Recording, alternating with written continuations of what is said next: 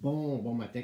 Bon matin ici. Ben, en fait, moi, je suis le matin. Je suis en train de prendre mon petit café. Faites-vous plaisir. Euh, je voulais vous remercier d'abord pour vos commentaires sur ma précédente vidéo.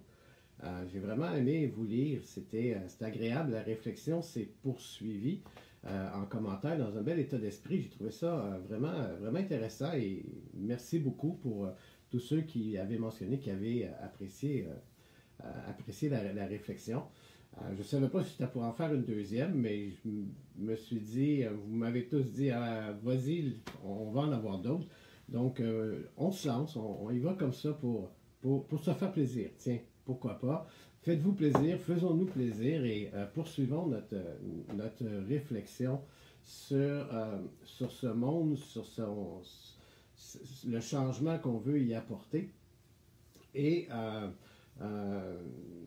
comment on peut s'y prendre finalement. C'est sûr que l'idée, quand je mentionnais dans la précédente vidéo que c'est pas nécessairement en allant brandir des pancartes qu'on va changer les choses.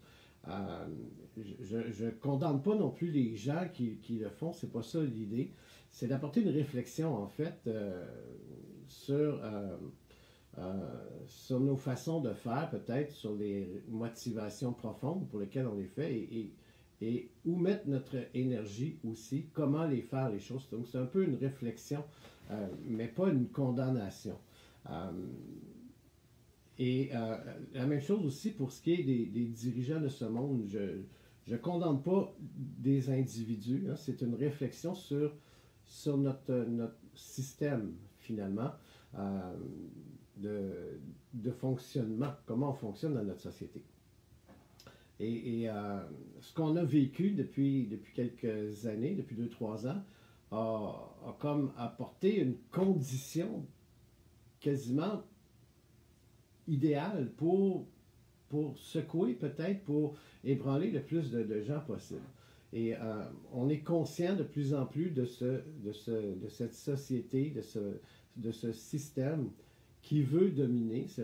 Comme on en a parlé dans la précédente vidéo, hein, c'est un système de dominant, une minorité de personnes, d'individus qui dominent sur une majorité et cette minorité-là veut toujours dominer de plus en plus. Et une des choses souvent qu'on entend parler dans le mode de fonctionnement de ce système-là, c'est diviser pour mieux régner. Hein? Un système qui met en place, qui crée de la division au sein d'une majorité de gens et ça permet à une minorité de mieux régner sur cette majorité de gens-là.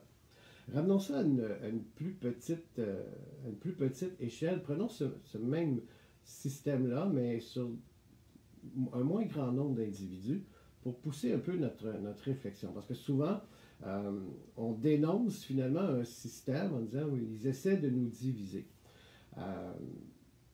Mais si on mettait ça à une plus petite échelle, imaginons que vous et moi, on a une entreprise, on a décidé de se partir une entreprise XYZ qui fonctionne très bien, qui est rentable, qui nous permet de bien vivre, qui est prospère, etc.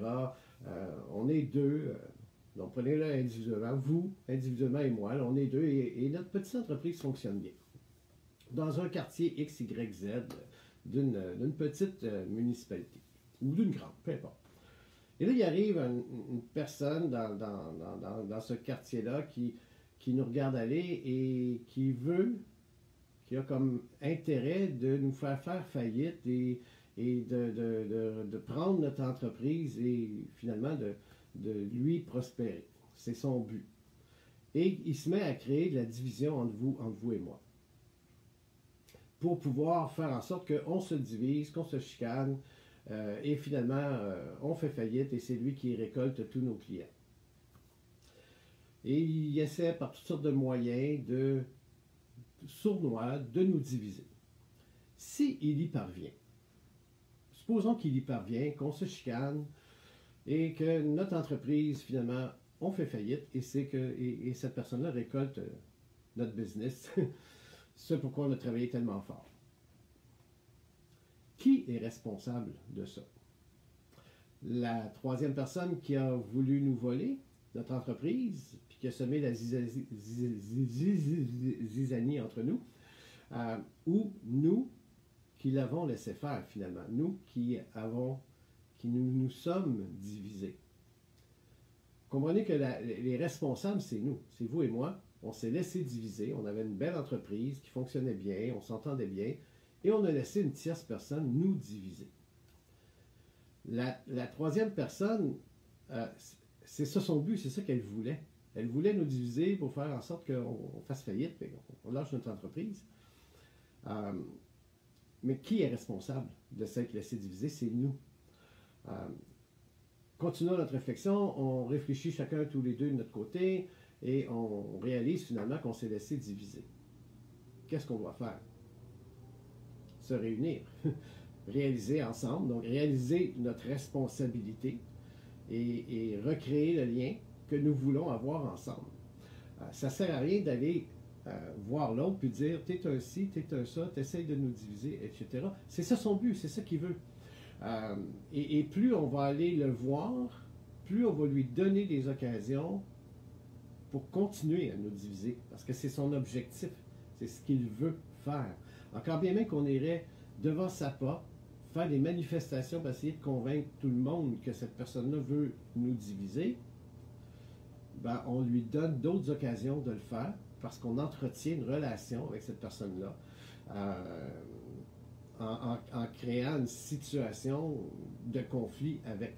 La meilleure chose à faire, finalement, c'est de repartir notre business ensemble et de ne plus s'occuper de cette personne-là, mais pas du tout, de lui accorder zéro intérêt et de s'occuper que de nous, de rester unis ensemble, tout simplement. Et tout ce qu'il pourra faire, c'est absolument rien, c'est de ne pas en tenir compte.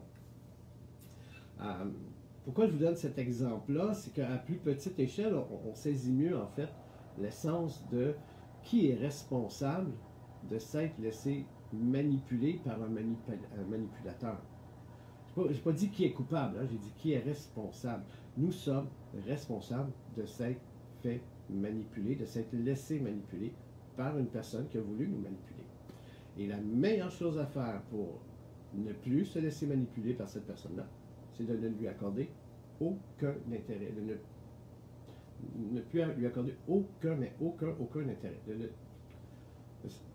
Comment dire? Ça nous coule sur le dos comme sur le dos d'un canard, comme l'eau sur le dos d'un canard, comme on dit. Donc, de ne plus lui accorder d'importance.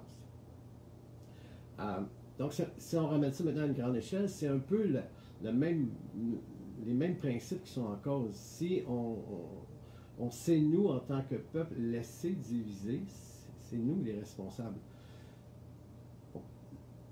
La personne qui veut manipuler va toujours vouloir manipuler. Et à chaque fois qu'on va essayer de lui demander d'arrêter de nous manipuler ou d'arrêter d'essayer de nous diviser, il va le faire pareil. Et ramenons ça à petite échelle. Quand bien même que la personne qui a voulu nous manipuler, on allait le voir, qu'on lui disait « arrête de nous manipuler », bien, s'il arrête, mais que son intention est toujours de nous manipuler, il va arrêter de nous manipuler momentanément pour nous faire croire qu'il ne veut pas nous manipuler, pour revenir sournoisement nous manipuler encore. Voyez-vous, on revient toujours dans on ne peut pas empêcher un manipulateur de manipuler. On ne peut pas empêcher quelqu'un qui veut dominer de vouloir dominer, c'est ce qu'il veut. Et ce système-là, il est comme ça. C'est un système où le système crée des manipulateurs qui veulent manipuler du monde. Le système crée des dominants qui veulent dominer du monde, qui veulent dominer le monde. Alors, si on veut construire autre chose, il faut arrêter de nourrir ce système-là. Il faut arrêter de leur demander justice. Il faut arrêter de leur demander d'arrêter. Ils n'arrêteront pas. Le système n'est pas fait pour ça. Donc, c'est... Comme je vous dis, je ne me prépare pas, hein? Je ne prépare rien, je n'ai pas de notes, donc des fois je cherche un peu mes idées, puis je vous lance ça à froid de même. Donc cette réflexion-là où le changement qu'on veut apporter dans ce monde, il est en nous. C'est de se retourner vers nous et aller en profondeur de nous-mêmes pour voir comment nous réagissons face à cela aussi. Si on veut construire quelque chose de différent, il faut le construire sur une base totalement nouvelle. Donc, même jusqu'à nos réactions, remettre en question comment nous réagissons face à ce système de dominant-dominé, ce système qui veut dominer le monde et dominer même jusqu'à nos pensées. Et ça va jusqu'à remettre en question nos réactions, comment on réagit face à ce système-là. Et oui, c'est normal d'être en colère, c'est normal de... mais une fois que ça s'est passé, qu'est-ce qu'on fait avec ça? Et vers où on dirige nos énergies finalement? J'ai vu dans les commentaires, et les gens me disaient, ben, en même temps, il y a quelque chose de bien quand il y a une manifestation X, Y, Z qui se fait pour dénoncer les choses. Effectivement, on a vu des manifestations dans les dernières années se faire dans un état d'esprit de fête agréable, où les gens étaient respectueux, joyeux, amicaux, fraternels et tout ça. OK, c'est correct. Mais maintenant, si c'est ce qu'on veut, si on veut avoir du rassemblement joyeux, ben faisons-le. Rassemblons-nous, mais pour ça, et non pas contre le système de X, Y, Z. Si on veut se faire un gros party, ben, rassemblons-nous dans le but de se faire un gros party, tout simplement, au lieu d'aller chercher une cause extérieure à nous et de s'opposer à quelque chose, puis de faire un party en s'opposant à quelque chose.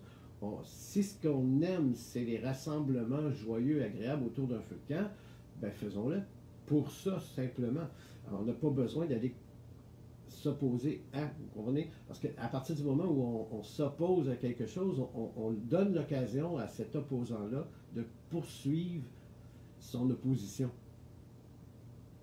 Comprenez-vous un petit peu la réflexion que j'essaie d'apporter dans ça, c'est que est-ce que je nourris ce système-là en m'y opposant? Tout comme mon manipulateur qui voulait nous manipuler, la meilleure chose à faire, c'est de ne plus y prêter aucune attention. Zéro. Et qu'est-ce que la personne va faire? Elle va passer à quelqu'un d'autre. Maintenant, oui, il va peut-être falloir dénoncer, mais peut-être informer l'autre de notre expérience. Regarde, check ça, il nous a manipulés, tu vas voir, il va essayer de faire la même chose avec toi. Mais la liberté fait en sorte qu'on laisse la liberté à l'autre de se laisser manipuler si c'est ça qu'il veut. Mais plus on va être de gens qui vont ne plus y apporter d'attention, moins ils vont avoir de pouvoir. Bref, je vous laisse sur cette réflexion-là. Je ne veux pas faire des vidéos trop longues. Et poursuivez la réflexion dans les commentaires, dans un contexte de réflexion et non pas d'opposition. Restons dans la réflexion. Allons en profondeur dans nos racines de mode de pensée, de mode de réaction. J'ai hâte de vous lire. Merci encore. Faites-vous plaisir. Et à la prochaine.